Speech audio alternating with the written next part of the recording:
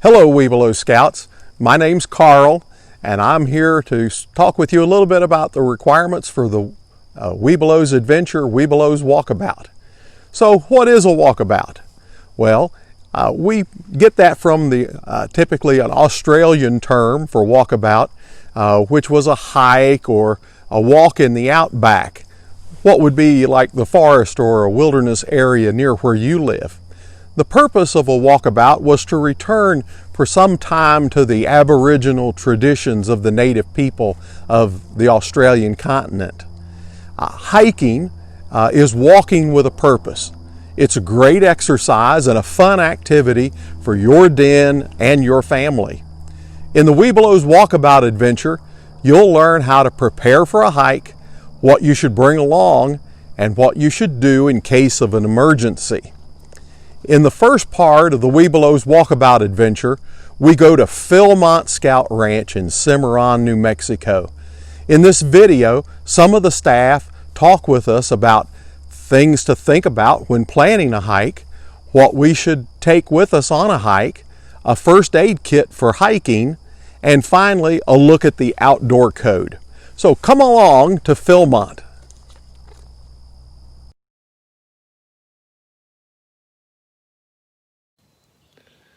Hi Cub Scouts, my name's Al Lambert and I'm the Director of Outdoor Adventures for the Boy Scouts of America. And as you hike as a Cub Scout and eventually when you become a part of the Scouts BSA, you'll want to go to Philmont Scout Ranch. Philmont is an amazing experience where you get to backpack and hike in some great places in New Mexico. My good friend Joe Duffield is going to take you on your next adventure right from Philmont Scout Ranch. So Joe, take it away.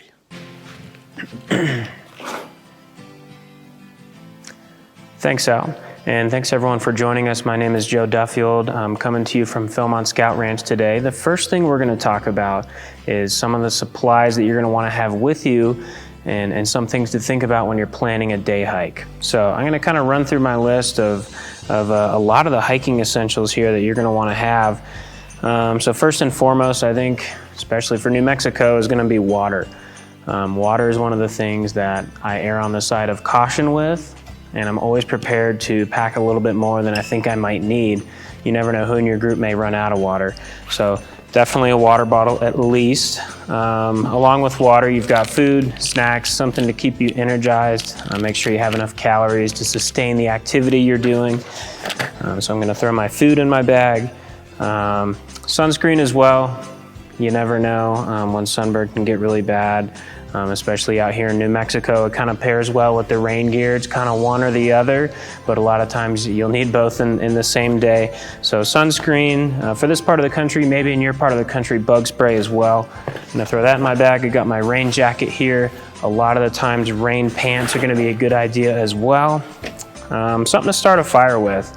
So here I've just got a regular box of Strike Anywhere matches. Could be a lighter, could be something else. Just one of those really great kind of irreplaceable survival items that everyone should just have. I keep one in the bottom of my backpack at all times, even if I'm just going to the office. You never know where you'll find yourself. Pocket knife as well. Obviously, and one of those excellent survival tools to have. You can do a lot of different things with a pocket knife, as you know. Let's see here, I've got a headlamp.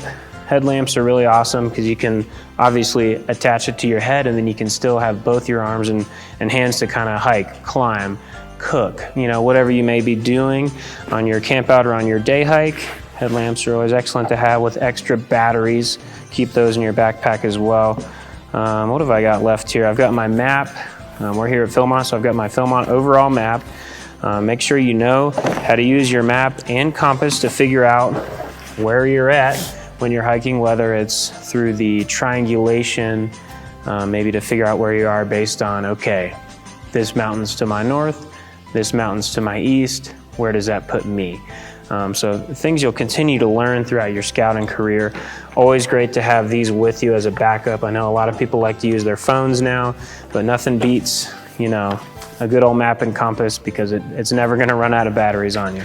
So that's what's in my day pack for my hike today. Let's see, over here I've also just got my mask. Always good to have an extra mask or two in the day pack these days. to get you ready for your hiking trip. So just be sure, always have these essentials with you. And we're gonna be talking a little bit later here about a first aid kit. Our buddy Nate has got a first aid kit presentation for you that you should always have something similar to that with you as well. So thanks for tuning in.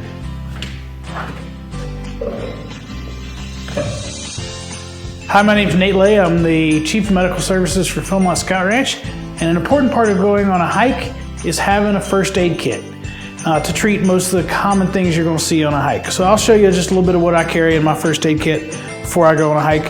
First thing is going to be Band-Aids. So 2 sizes, large and small. Very important to have those to put on minor wounds. If it's a little bit bigger wound, some gauze pads, a little bit of a rolled bandage there in a nice sterile package, and some tape. We see a lot of knee and ankle injuries here, so having a small ace wrap to be able to wrap that up and put a little bit of compression on it is really important as well. A triangular bandage if you need to make a splint. For wounds, I also carry a little bit of antiseptic wipes and some triple antibiotic ointment to make sure I put on those wounds as well. Tweezers so that I can remove insects or splinters, clean wounds. That's always really nice to have. Another big one we see at Philmont, blisters. Blisters on your feet while hiking can make you miserable, but being able to bandage them, having a little bit of moleskin to be able to bandage those blisters makes a big difference. And then finally, we want to make sure no matter what we're doing that we have a pair of gloves and we're staying nice and safe and clean and protecting ourselves while we're doing it. So I always carry a pair of gloves in my first aid kit. That's really it. If you have those supplies, of course, any kind of medications that you might want to take, talk to your adult leaders or your parents about what medications you might need, and especially if you have any medications that are prescribed to you, make sure you carry those with you as well.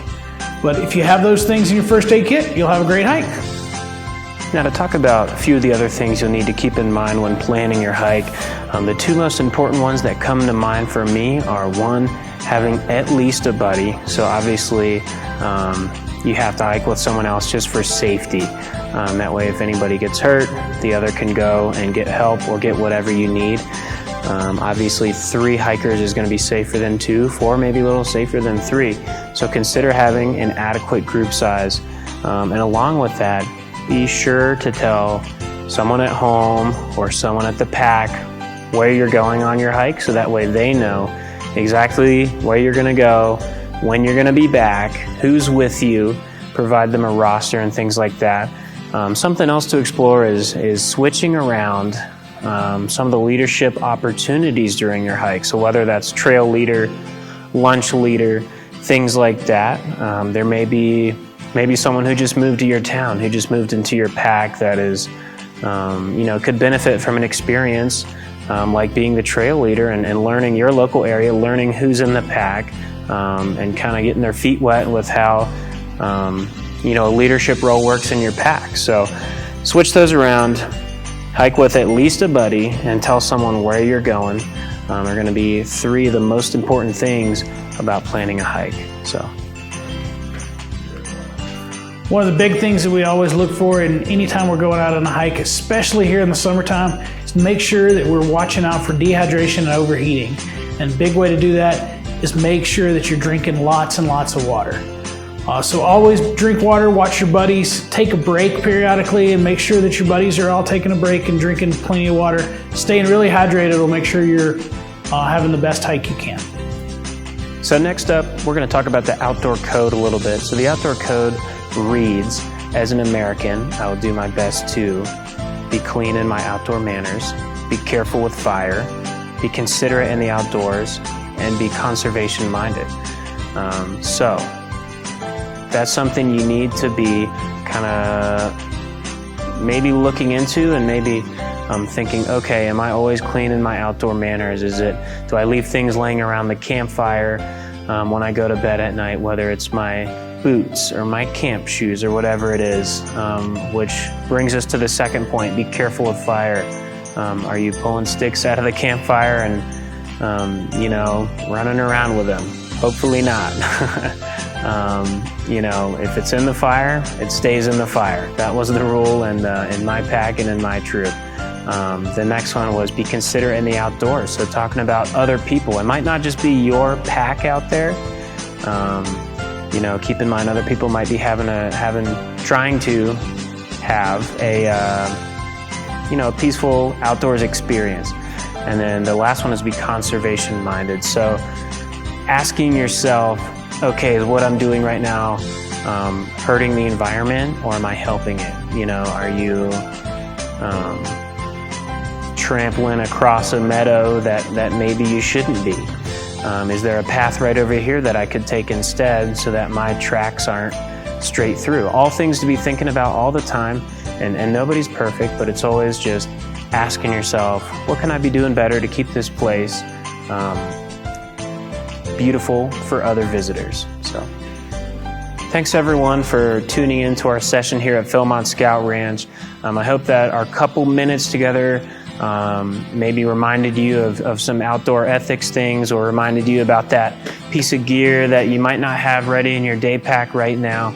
And at this point, I think we're going to kick it back to Al to go on to the next base. So thanks for tuning in.